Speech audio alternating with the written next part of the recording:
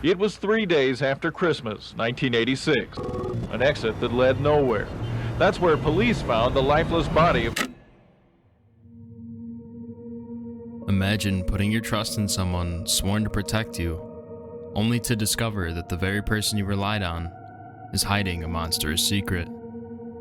Unfortunately, for one young woman, this nightmare became her reality, and the chilling consequences would leave a long-lasting mark on her family's lives forever. Because if you do decide to walk, the CHP says you never know who you may meet along the road.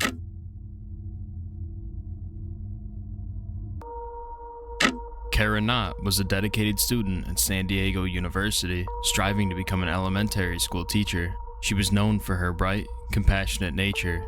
She had every reason to look forward to her future. But on the night of December 27th, 1986, everything changed when she vanished under mysterious circumstances. After spending the day with her boyfriend, who was ill with the flu, Cara called her parents, letting them know she was on her way home. The drive from Escondido to San Diego typically took 40 minutes, primarily along Interstate 15. As the hours passed, Cara failed to arrive, and her family's concern grew into a sheer panic. She just never did that. If she said she was coming home, she would have come home. If she had thought of something else that she was going to do, she would have stopped and made a phone call. She always called. Cara's father, Sam Knott, alerted law enforcement around 9:45 p.m. that evening. Following that initial call, he organized a search party and reached out to several police agencies, desperate for answers. Approximately 12 hours later, Cara's family found her white Volkswagen Beetle abandoned on a deserted cul-de-sac near the Mercy Road exit of I-15. The unsettling sight of the empty car, with Cara nowhere in sight, deepened their fears.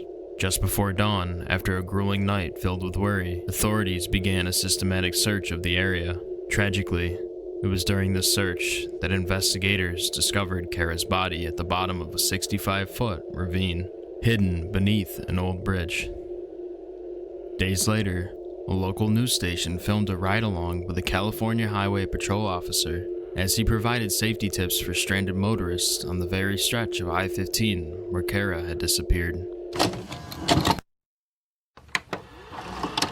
Because if you do decide to walk, the CHP says you never know who you may meet along the road. Anything could happen.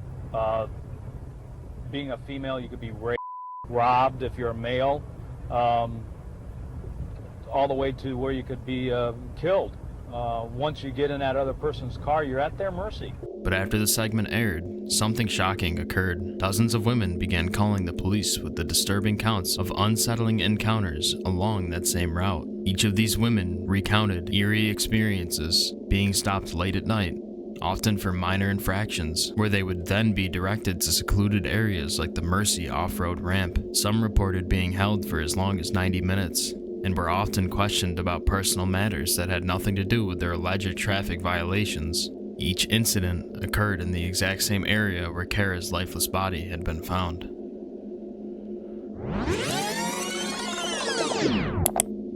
Authorities soon realized that these women had all been stopped by an officer named Craig Pryor. With a prime suspect now identified, the investigation intensified. During the trial, the prosecution presented compelling evidence suggesting that Pryor had attacked Cara after detaining her, perhaps after she rejected his unwanted advances. They speculated that Cara had fought back, and in the chaos, things spiraled out of control. Experts analyzed the crime scene forensically, and the findings were telling. They discovered purple fibers from Cara's sweatpants, matching those found on Pryor's service revolver and boot, suggesting that he indeed did come into contact with her right before her tragic end. However, the most damning piece of evidence was revealed in the autopsy report. Investigators found strangulation marks on Cara's neck. Prosecutors argued that a rope had been used to strangle her, and forensic analysis later confirmed that the marks and fibers found around her neck were the exact same as the rope that was recovered from the trunk of Officer Pryor's vehicle, solidifying the claims that he had used it as a murder weapon. We, the jury, in the above entitled cause, find the defendant, Craig Allen Pryor, guilty of the crime of murder in the first degree. In 1988, after a second trial, Pyre was found guilty of first-degree murder and sentenced to life in prison. What makes this case so profoundly disturbing is the unsettling reality that the killer tried to conceal himself in plain sight, playing the role as someone who was genuinely trying to keep people safe. But the truth was far from it.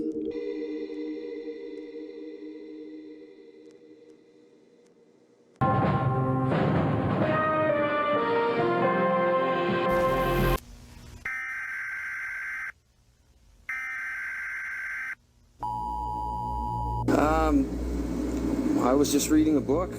All of a sudden I heard a guy screaming. I turned around and the guy sitting right next beside me was standing up and stabbing another guy with a Rambo knife, pretty much. It was a big survival knife like this in the throat, repeatedly. On July 30th, 2008, one of the most gruesome, sick, inhumane attacks took place on a Greyhound bus in Canada. 22-year-old Tim McLean was on his way home after he had spent the summer working at a carnival, but at a stop in Brandon, Manitoba, a new passenger, a 40-year-old by the name of Vince Lee, boarded the bus. Lee was described as a quiet man with a shaved head and sunglasses, who initially sat near the front of the bus, but later moved to the empty seat beside McLean, who had already fallen asleep with his headphones on.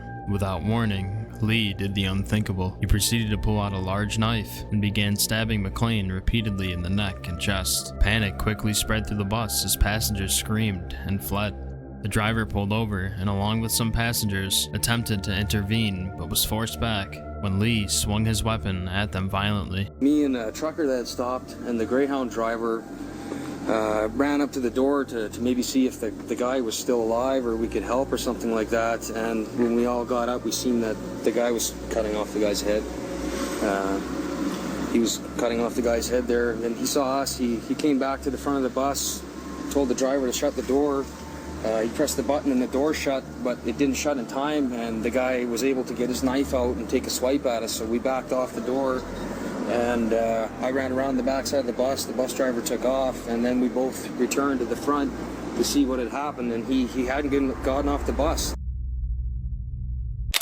At 1:30 a.m., Lee attempted to escape by breaking through a window, but was subdued with a taser and arrested. And what officers found on Lee's body was absolutely disgusting. Upon detaining him, they found McLean's ear, nose, and tongue in Lee's pockets, while some of the body parts were never recovered. Authorities believed that they had already been possibly consumed.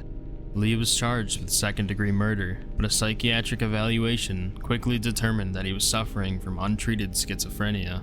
According to Lee, he believed that he was acting on some sort of divine orders and that McLean was an inhuman threat that needed to be killed. On March 5, 2009, he was found not criminally responsible and was sent to a mental health center for treatment. For many, the justice system's handling of Vince Lee raises unsettling questions. Where is the line between justice and compassion? And can someone who committed such a horrifying act ever truly reintegrate into society? These questions linger, much like the trauma experienced by those who witnessed that fateful night.